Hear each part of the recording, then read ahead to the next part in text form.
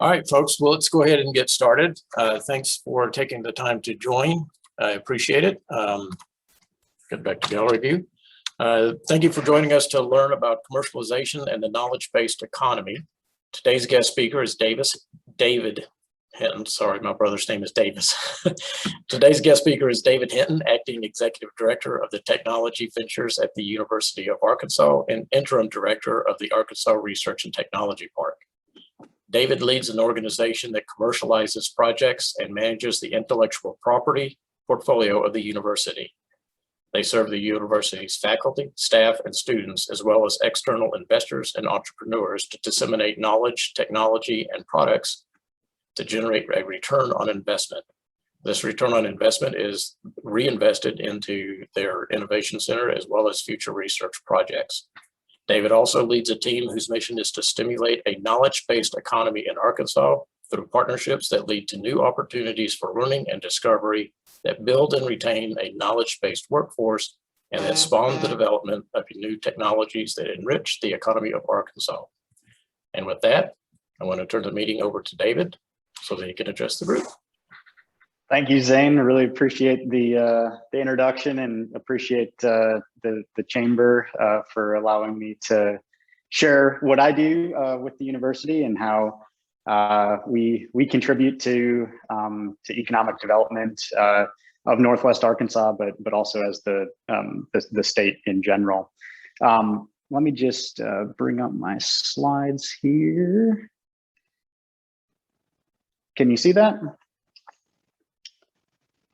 Perfect. I think I saw you mouth yes. Yeah, as Zane mentioned, I'm the executive director of Technology Ventures, which is the group that commercializes and manages the intellectual property portfolio for the university.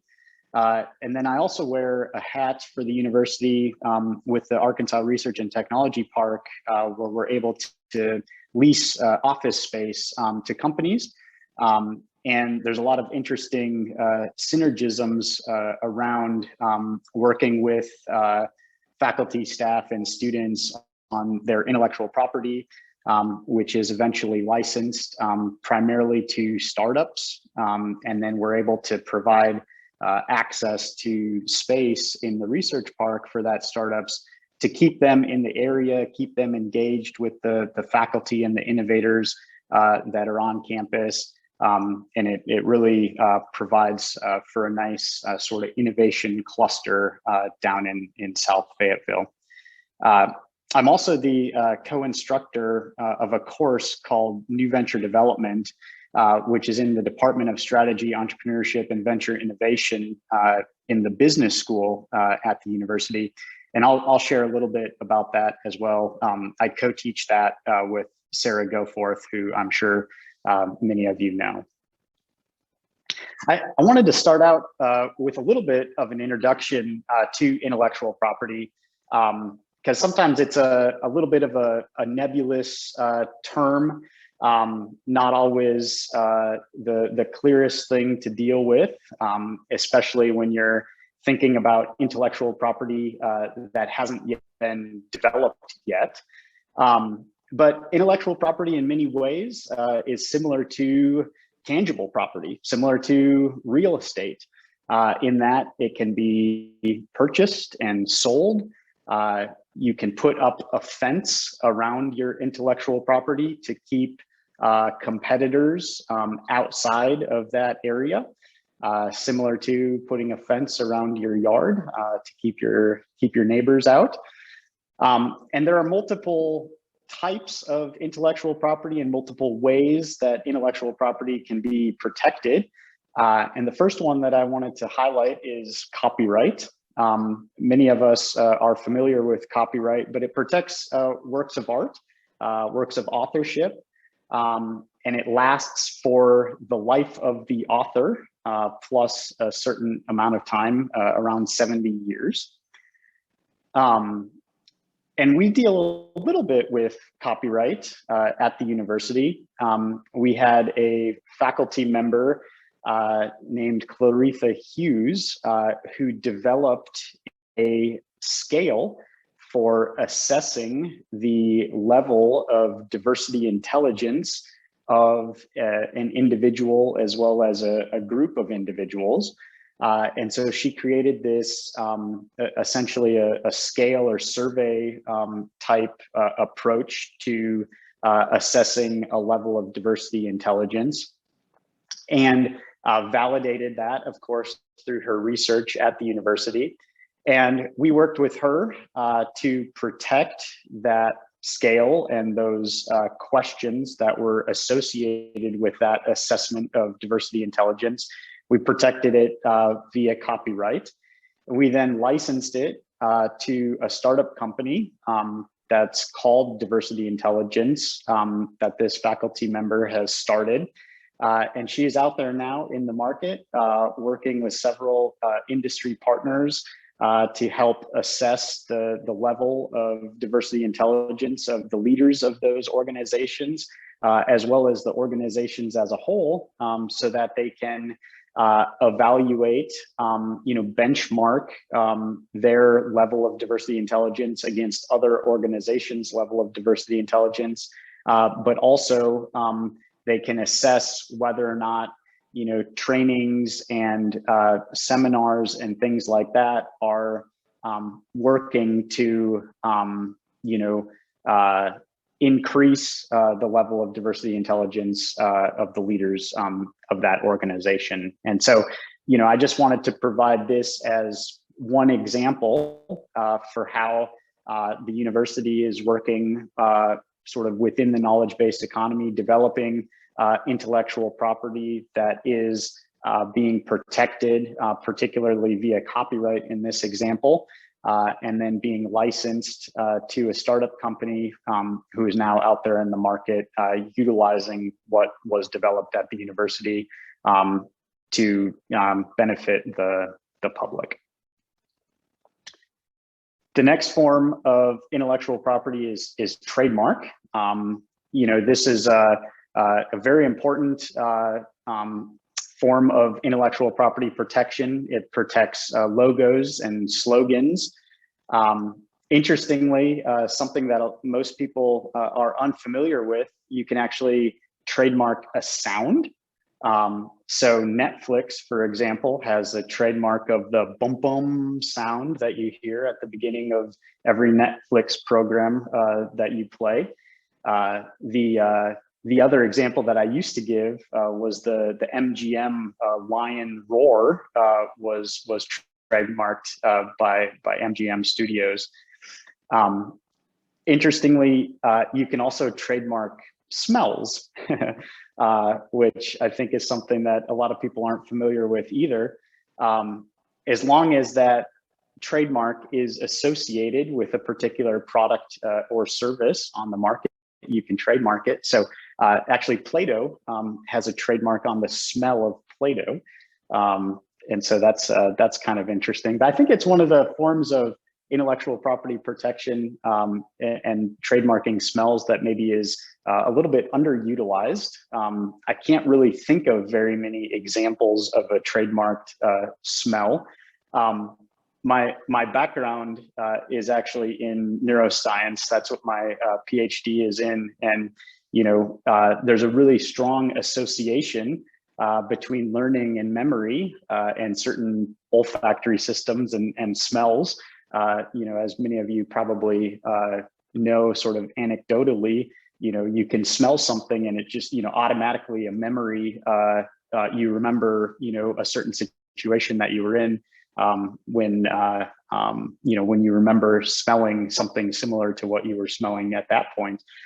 So there's a really strong association between smells and memories and experiences and things like that. And so the fact that you can trademark a particular smell and associate that with your product or service, I think is something interesting that warrants further exploration and utilization, really. Trademark, I should say, lasts for 10 years, and then you can renew it as you're continuing to use that trademark. Another form of intellectual property protection is trade secret, right? So you can protect information that hasn't been published, information that isn't in the public domain, that gives your your company a competitive advantage over other competitors out there in the market. And so we're not utilizing this very much at the university because it's really our focus to enable the public dissemination of knowledge and information and utilization of research that's coming out of the university. But there are certain instances where it makes sense to protect sort of unpublished data and things like that. The final form of intellectual property protection that I wanted to highlight is patents. So patents protect inventions. This is, I would say the primary form of intellectual property protection that we're utilizing at the university. We're working with faculty, staff, and students on their inventions and protecting them with patents. Patents last for 20 years, and then that information goes into the public domain. It's published on the USPTO website. Excuse me. And so, anybody can go out there and read the patent literature, and it's really designed to be published so that other people can go out and read it and then design on top of, improve. It actually promotes innovation in that way. And so, in exchange for an inventor being willing to publish their invention, the federal government gives that inventor essentially 20 years of exclusivity to prevent others from making, using, and selling what's described in that patent application. And so that's an important point that a patent doesn't give you the right to make, use, and sell. It's just a defensive tool that allows you to prevent others from making, using, and selling. Interestingly, the state of Arkansas over the past 4 years is actually leading in new utility and plant patents that issued. Well, we're actually only trailing the District of Columbia, and we're tied with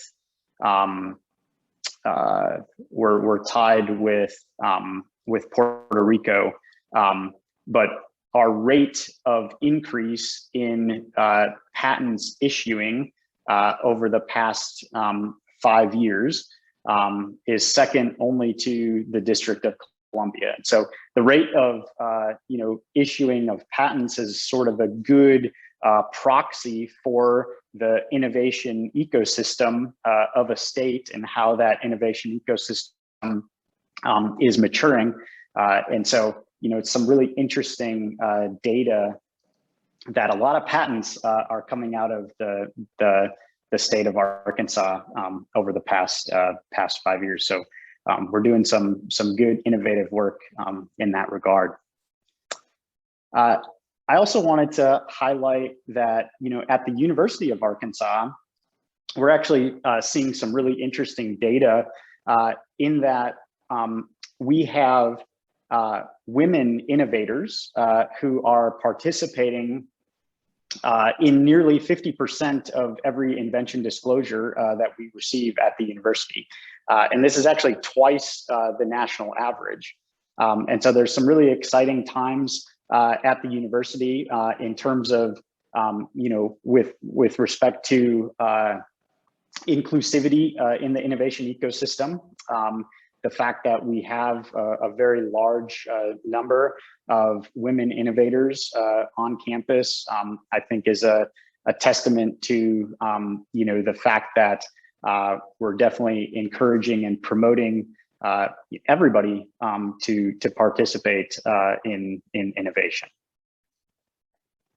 So we have a process that we take to evaluate intellectual property.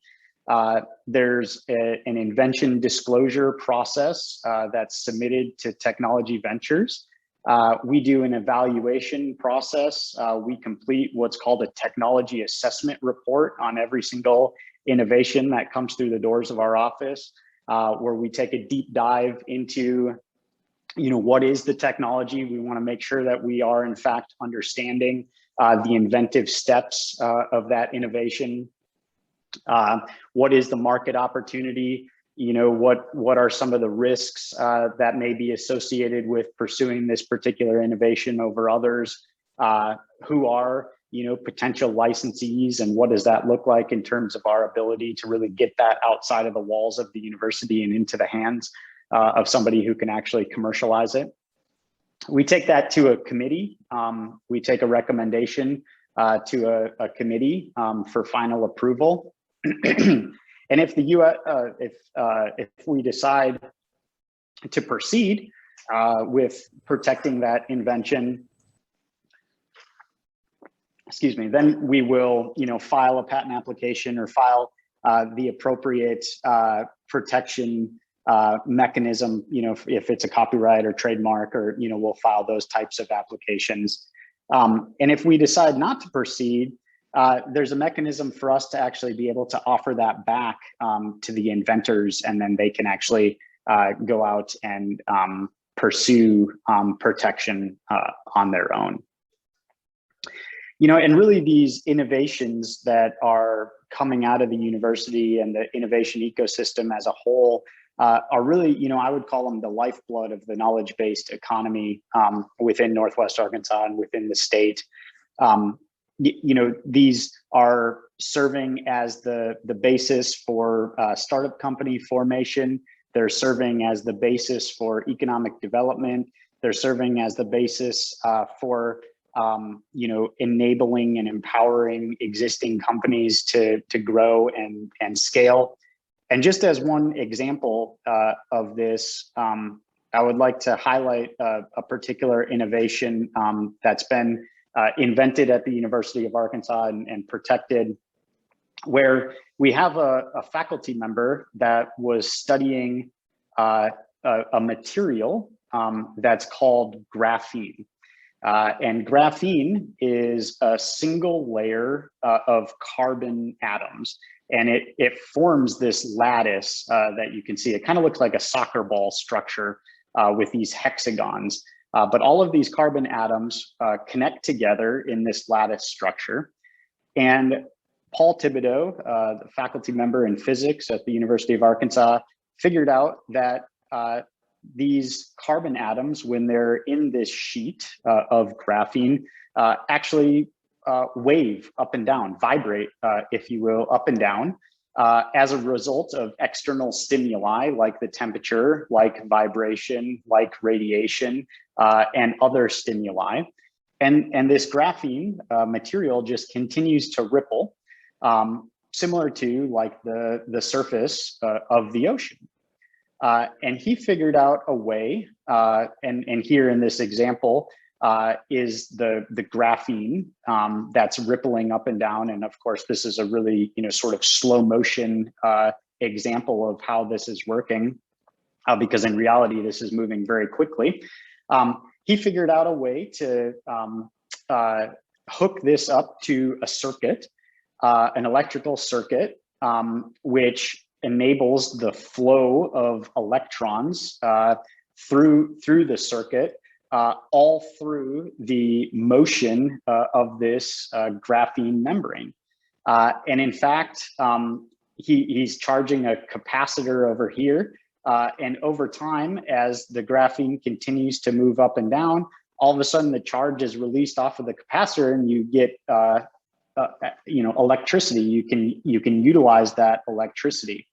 And so essentially, he is calling this graphene energy harvesting, where you can harness energy from the motion of graphene.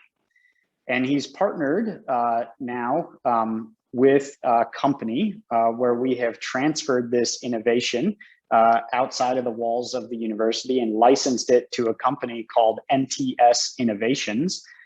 who was actually headquartered in East Peoria, Illinois.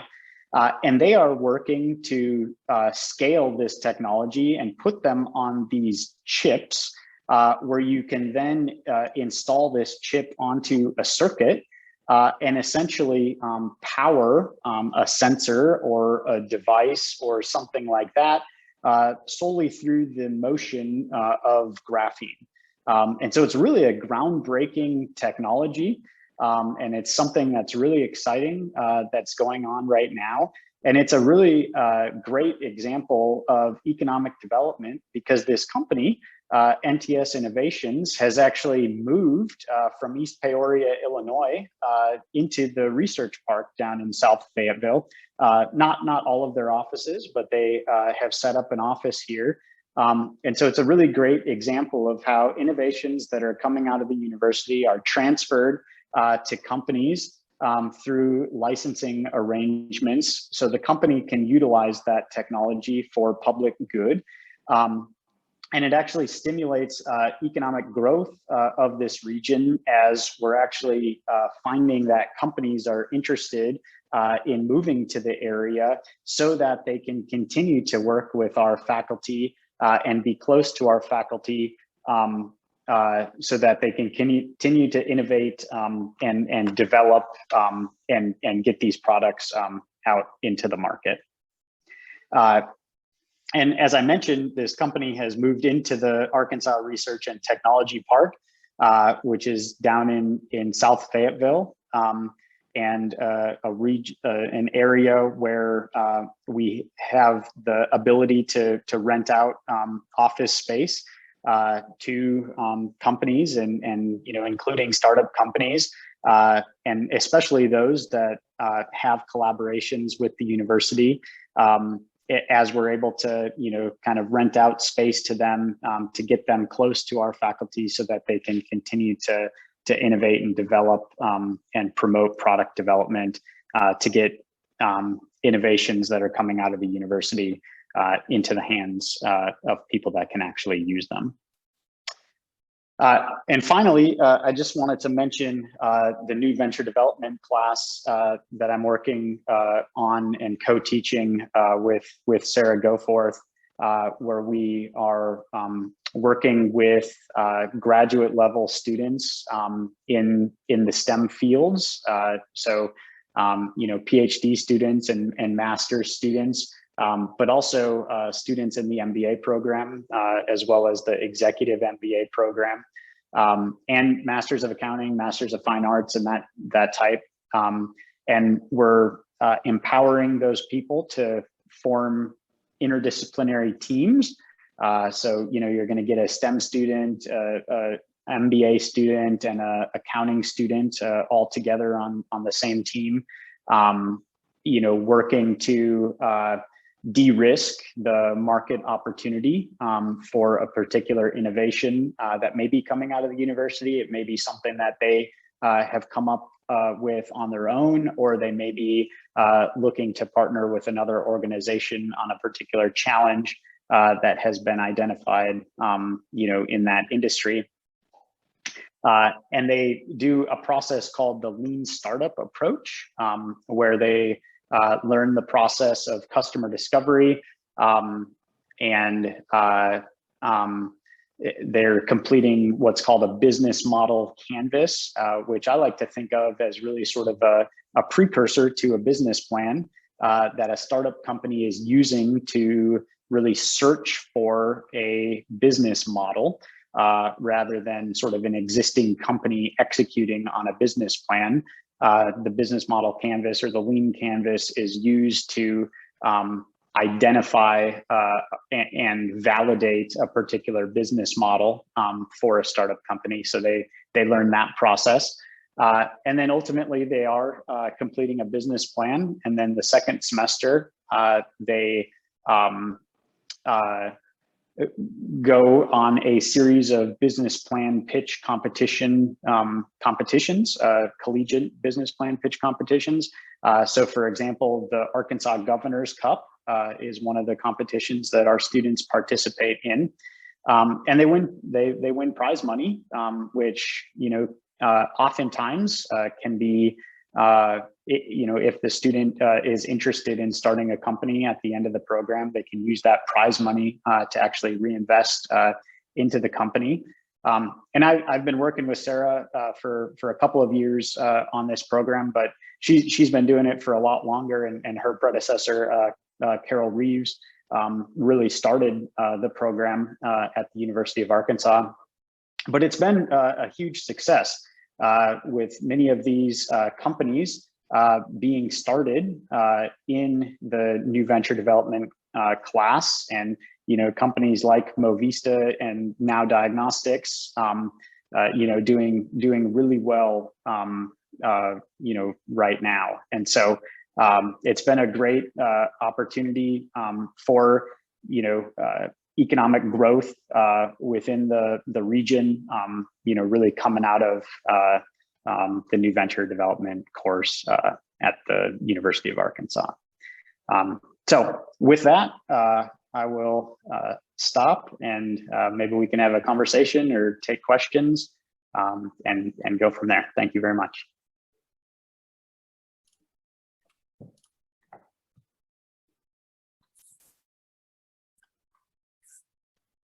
Well, that was a lot of good information. I'm sure that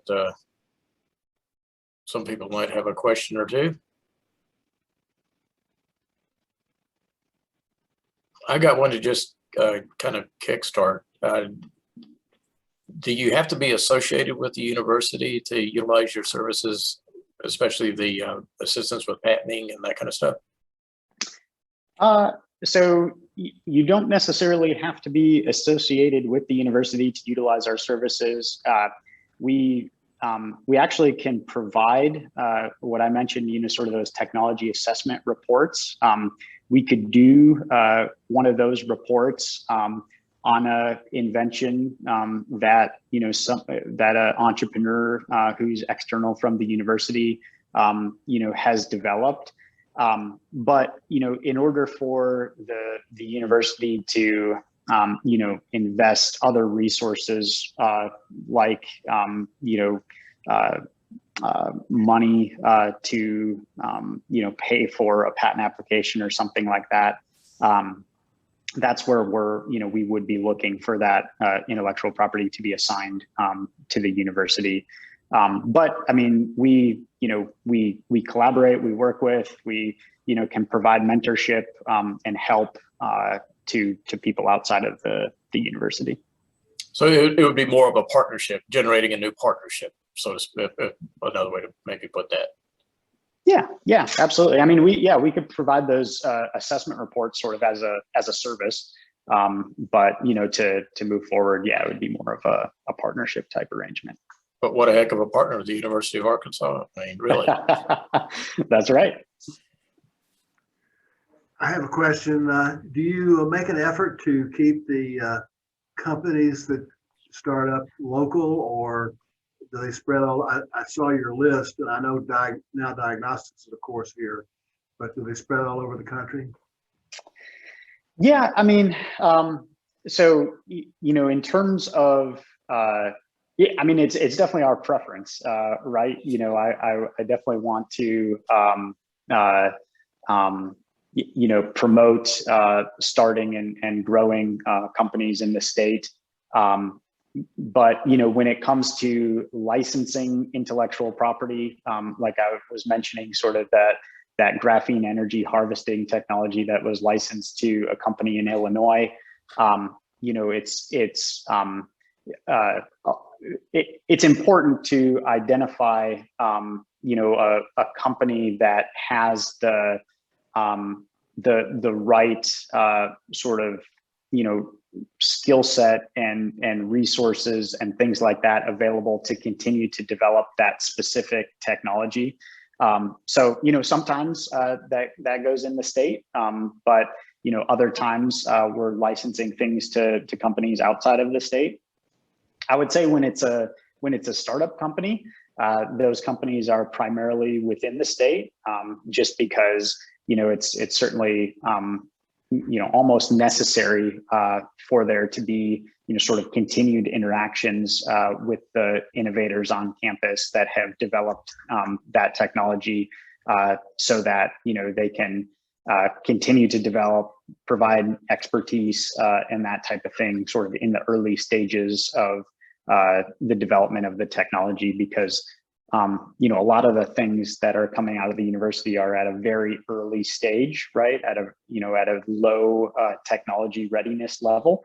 And so it is requiring, some further development that those companies are doing.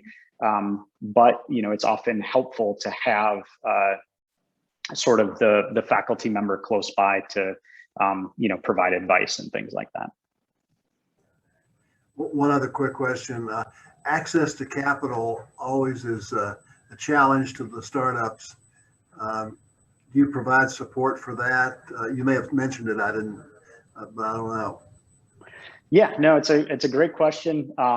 And our Office of Entrepreneurship and Innovation, which is led by Sarah Goforth, they're actually doing something right now called the Arkansas Capital Scan to actually look at investments within the state to identify, gaps and things like that may exist or identify success stories.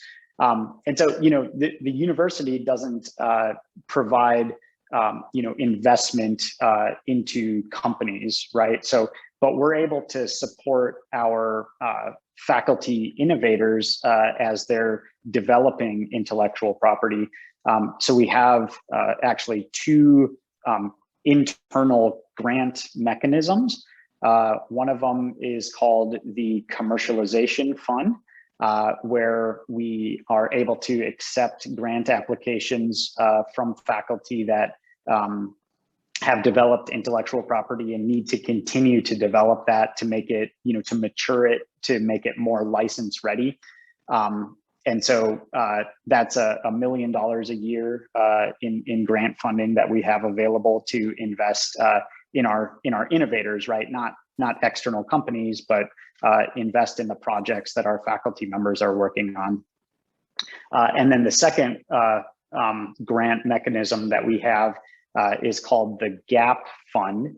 And that one is used to continue to work with entrepreneurial teams that have formed within campus that have gone through an entrepreneurial training program called the National I-Corps program, which is sponsored by the National Science Foundation.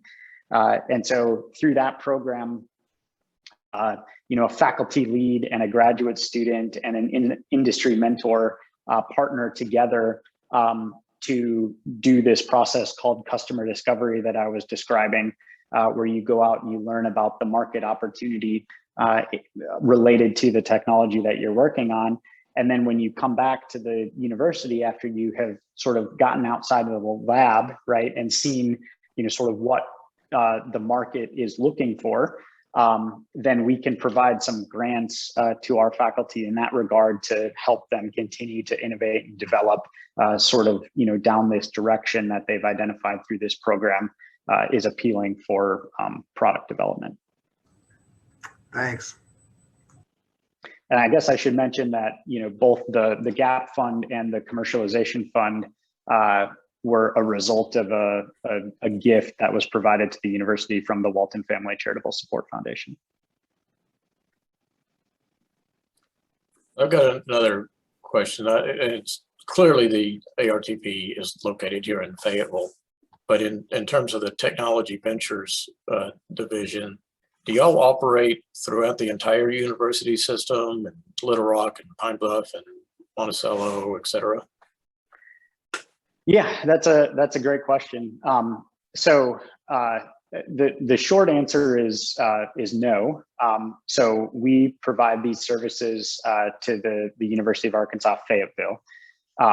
Many other universities around the state have similar functions as ours.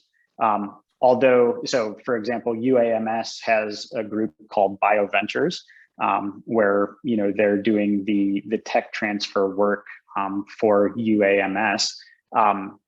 There are some universities that don't have a function like ours, and so we are able to provide support for them as well.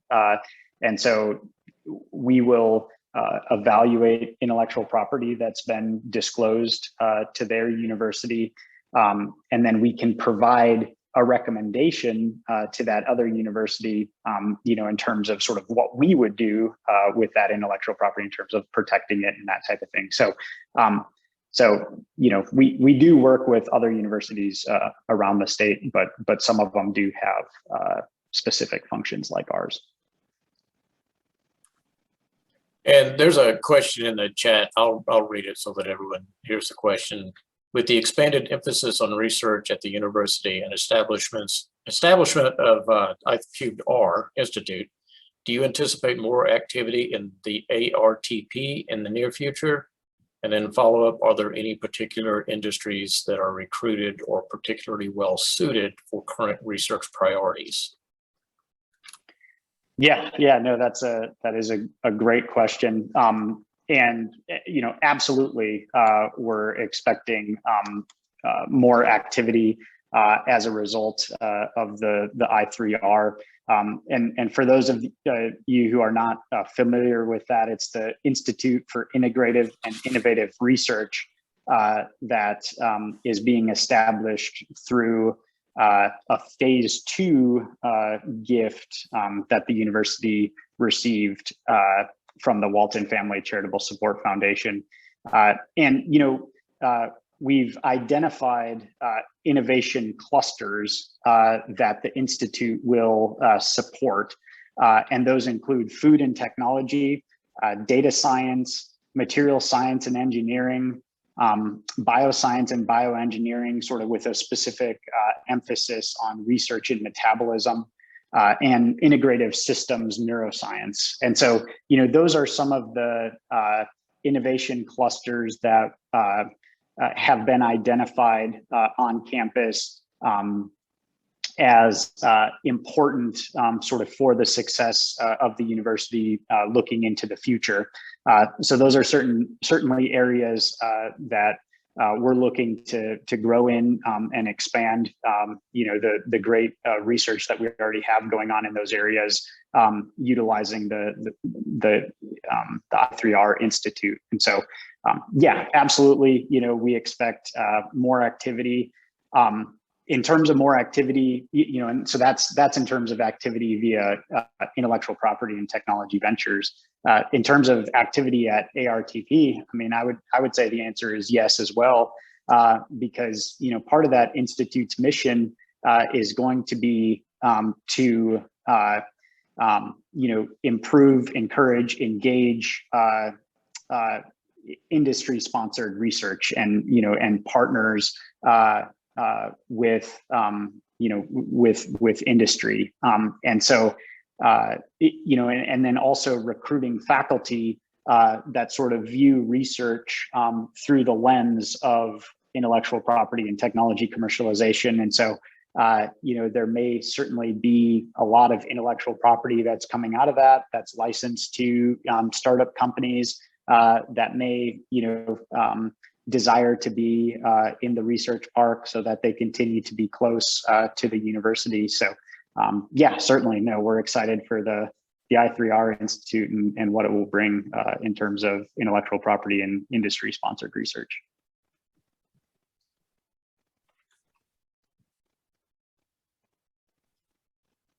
Does anyone else have any questions?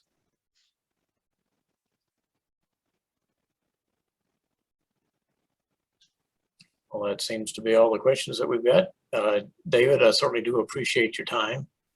Thanks for joining us, and thanks for giving us some information. Meredith, thank you for helping me coordinate all of this stuff. I greatly appreciate that as well. And for the folks that attended, thank you for your time. We will get this recording cleaned up a little bit from the front end and get this on our YouTube, and I will send out a link to our mass mailing list. Thank you very much, folks. Thanks, everyone. Take care. Thanks, David. Thanks, Zane.